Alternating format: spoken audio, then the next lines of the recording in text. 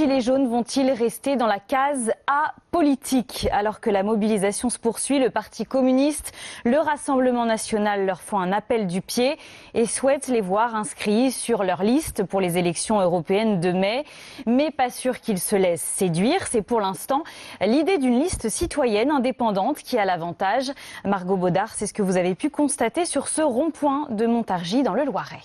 Créer une liste gilets jaunes pour les européennes, une évidence pour Kassim, mobilisé depuis près de 7 semaines. On peut agir que dans les lois de la démocratie, donc ce qui veut dire aller aux élections. Pour moi, il faut rentrer dans le Parlement tout simplement, parce que c'est là-bas que les lois sont votées. Mais de toute façon, on n'a pas le choix, on est obligé d'utiliser le système d'aujourd'hui pour pouvoir le changer. Si d'autres comme Brigitte semblent moins convaincus, ils reconnaissent que cette candidature est le seul moyen pour se faire entendre. Je ne suis pas convaincue que ça soit la meilleure solution, je pense que c'est une des solutions. À l'heure actuelle, on ne va pas avoir d'autres moyens que de suivre la démocratie telle qu'elle est et de créer une liste effectivement aux européennes sans toutefois ensuite avoir les travers des autres partis. Mais une chose est sûre, pour Côme, les Gilets jaunes ne veulent rejoindre aucun parti politique. Aujourd'hui, nous, on est le parti du peuple. Donc on n'appartient à aucun parti politique, ni aucun syndicat.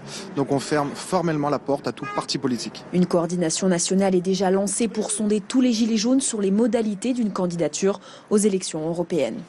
Margot Baudard avec Juliette Pietraszewski.